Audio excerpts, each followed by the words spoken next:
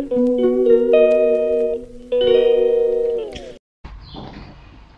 po, magandang araw po sa ating lahat, no? Mga kaps, mga kababayan at mga guys na laging sumusubaybay dito sa aking YouTube channel. Nobs Vlogs lang po.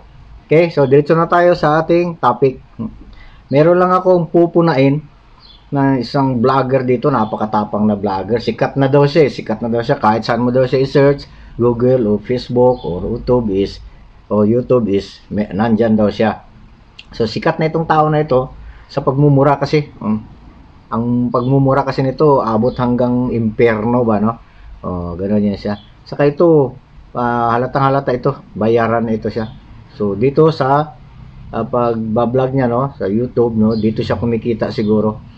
Isa ito sa mga sasabihin nating mga kulukoy na ng mga vlogger dahil sa nagsasalita ito na hindi pinag-iisipan kung ano yung lalabas sa bunganga niya, no?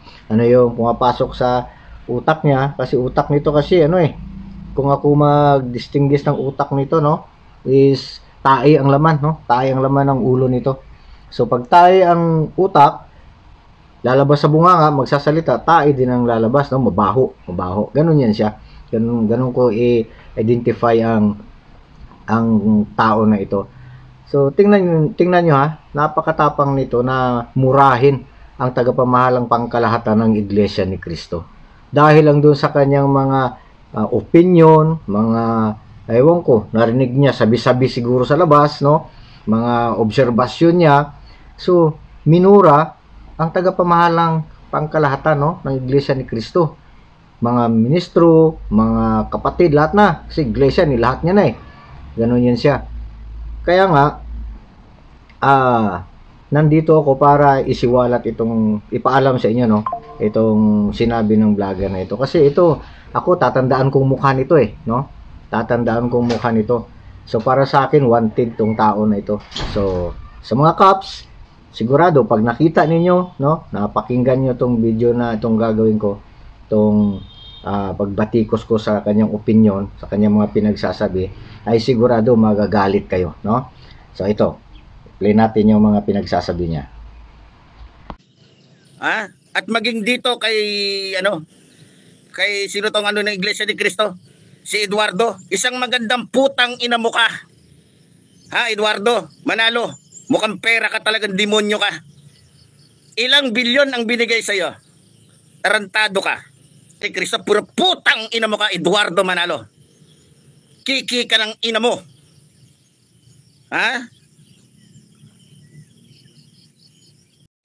So kita nyo mga kabs, mga guys, no, mga kababayan, ang lutong pag nagmura, no? Saka minumura niya, hindi niya kilala yon, kung sino yon. Basta lang kung ano yung pumasok sa utak niya, lalabas sa bunganga niya.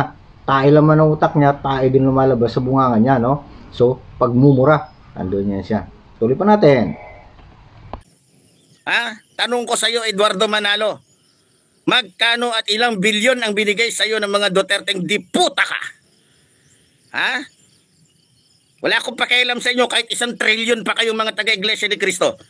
Sa puntong ito, sa puntong ito, hindi nyo matatakot si Epifanio Labrador.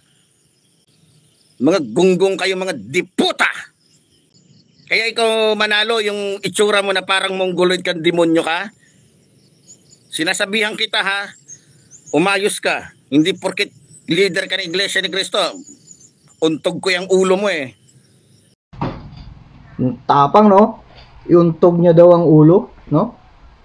Iuntog niya daw ang ulo ng tagapamahalang pangkalahatan. Payag ba kayo dyan? Mga cops, tandaan yung mukha ng tao na to Hanapin ko yung picture nito na walang face mask, no? Kaya ito, hamunin ko to. Oy, vlogger na tayang laman ng utak mo, ng ulo mo, no? So, tanggalin mo nga yung face mask mo at mag-vlog ka ng ganyan na walang face mask.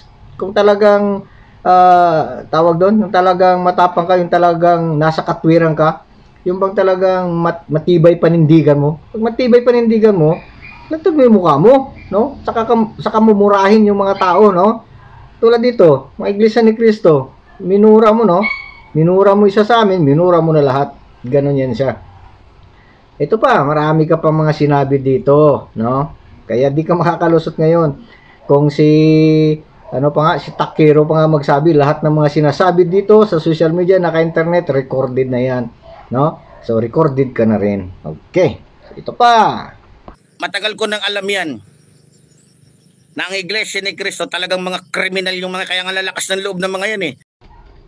Matindi to, no? Pinagbintangan mong kriminal ang mga Iglesia ni Cristo. Ako, Iglesia ni Cristo ako. Ihahabla kita, no? Iglesia ni Cristo ako. Sabihan mong kriminal ako? Okay. So, diyan tayo magtutuos ngayon. Tuloy! Tagdagan natin.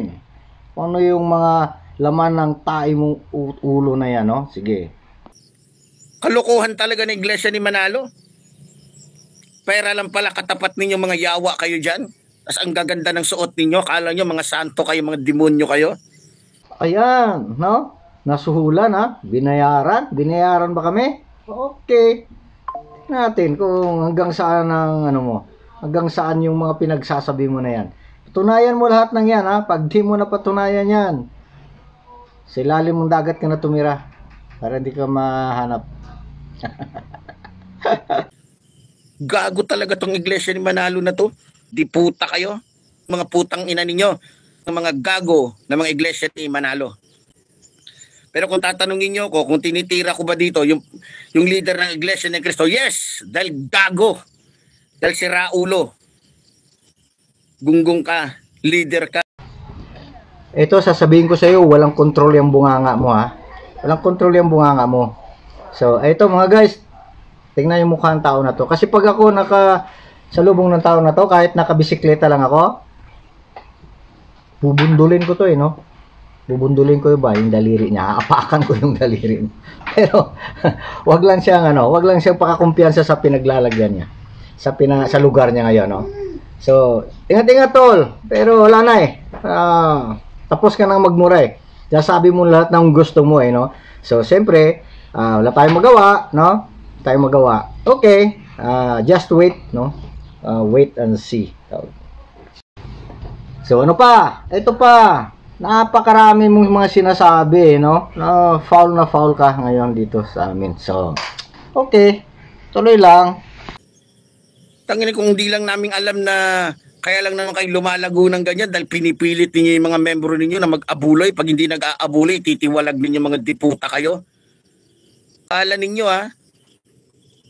o kanino ba nakapangalan yung mga ano yan? Mga property. Sa isang tao lang. Sira ulo kayo. Kaya mga kababayan ko, isa po sa banta ng ating bansa, uulitin ko, ay ang Iglesia ni Manalo. Mas sira ulo ka, no? Lumalabas sa bunganga mo, no? Yung laman ng tae na utak mo, lumalabas sa bunganga mo, di mo naintindihan.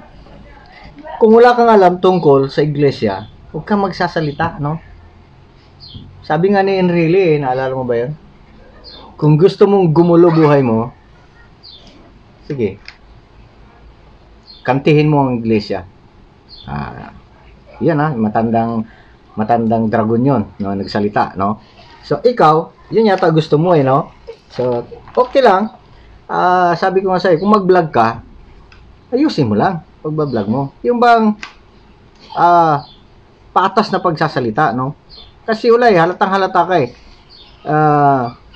gusto mong siraan ang Iglesia ni Cristo dahil sa meron ngang kandidato ang Iglesia ni Cristo. Yung pinag-iinitan mo si Camarcolita. Na pinag-initan mo na nagsalita sa stage. Yung pagsalita ni Camarcolita doon sa stage, may pahintulot po yun. At wala pong bahid pamulitika yun.